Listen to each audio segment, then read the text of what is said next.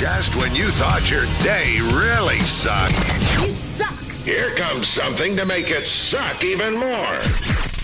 It's a Lamont and Tonelli podcast. Well, I am a big fan of this guy, and I watch his show.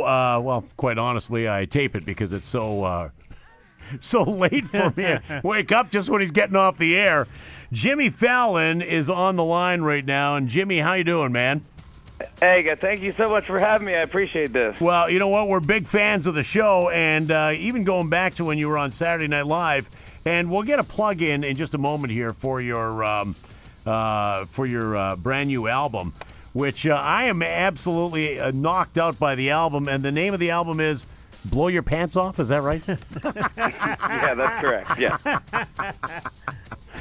Blow Your Pants Off is the title of the record, and I'm very, very, very, very proud of it. It's like a greatest hits of all the stuff, the musical comedy stuff we've done on our show in the past couple of years. And let me just say this, as a viewer to your show, I am amazed at how drop dead some of your impersonations are, including a Bay Area guy, Neil Young. Oh, yeah. Neil Young, I owe my career to Neil Young. Hey, have what's funny? Any musicians ever got mad at you when you've done a song impression of them or a song or anything like that? No, I don't. I mean, our show's pretty positive, so we don't really go after anyone, like attack anyone or anything. It's like we're just more like, it's kind of like more of an homage, if you if you want to get French. Hey, if you want to get French this morning, an homage. But I think it's like like the whole Neil Young thing happened is because I've had, like everyone does, like their own impression of Neil Young, but I never knew what to do with it or how to make it fun or make it funny. And I met all these great writers when I started this late night talk show, and one of the writers was like, "What if you did Neil Young singing the theme to Fresh Prince of Bel-Air?" Or what if you had Neil Young sing? We did once. I did Neil singing "Pants on the Ground." Do you remember that, guys? I remember that one. That was outstanding. Yeah, but on American Idol, so we just came out and I was like, "Pants on the ground, pants on the ground." Like, why is he singing a beautiful version of "Pants on the Ground"? Like, it's just, and so I ended up meeting Neil. He came on the show with his wife Peggy, and I said, "Hey Neil," I go, "How's it going?" He goes, and he's so shy, and he has his hat pulled down, and he goes, "Pants on the Ground was my biggest hit in 25 years. Like, that's his joke. That's his little joke. And I was like, oh, I love this dude. He is so cool.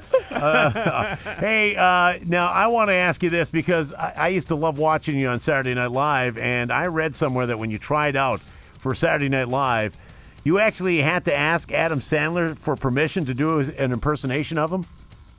I didn't have to, but I wanted to because I'm a big fan of Adam, and at this point, no one had done an impression of Adam Sandler because he was just leaving the show. It was the season like that he left. He just started doing movies, and there were big movies, but they weren't giant movies. It was like Billy Madison. Yeah. And so they were so if you were a college kid, you knew who he was, and if you followed SNL, so I was. In my audition, I was going to do an impression of Adam Sandler, and so my manager knew him, and I called him up. My manager called him up and said, "Hey, my client, Jimmy Fallon, you met him once at the Improv in Los Angeles. He wants to do an impression of you, and he wants to know if it's okay, if you mind." And he's like, "Well, put him on the phone." So he puts me. So she puts me on the phone. He goes, "So I hear you got an impression of me." I go, "Yeah." I do an impression of you. He goes, "All right, let's hear it. Here we go." So I go, or whatever. I start doing, and he goes, "I love it. You're gonna do great, kid. You're gonna do great, kid. Go for it." And he's a great guy, and to this day, he's a friend of mine, and he's coming on our show this week. He's got a new movie this weekend, but that was the moment that got me the job. That's what got me Saturday Night Live, and which eventually got me to this job. You've got to do that for me again. I love that. He has three phases of an Adam Sandler. He has three. One is the mumbling Adam Sandler. Then one is the crazy voice, and then the third one is the yelling. Yeah. He screams. So he'll go like. All right, it's great to be on the Bone. You know, I listen to the Bone all the time. It's so great to be on the Bone. It's fantastic. Shut up! That's right there. That's the three phases of Adam Sandler, and that's what got me the job and got me to where I am. You are outstanding. Jimmy Fallon, Blow Your Pants Off. Pick up the CD today. I'm going to put a link on our webpage for this as well, dude. Oh, I would love that because I just want people to know it's out there and it's a fun, goofy comedy record that you can just listen to, and there's Paul McCartney on there and Springsteen and Dave Matthews and Justin it's just Timberlake. Fun. Hey, how'd you get all these stars on this thing? Man, that Justin Timberlake song, by the way, we had to clear all of those songs. Like, we got to get their permission. Yeah. Because we did like 13. It's like the history of rap music. Yeah. The record cost. This is the most expensive record ever made in the history of music.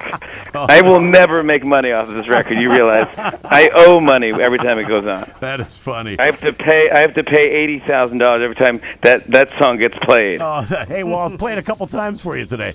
No, I appreciate that. Hey, Jimmy, thanks for going on the air with us, man. You guys rock. Keep it up. Keep up the good work, and thanks for having me on. All right, Jimmy Fallon. Love his show on NBC. Another fine product from Uranus. That concludes the Lamont and Tonelli podcast. To hear more and everything Lamont and Tonelli, check out the website at lntworld.com.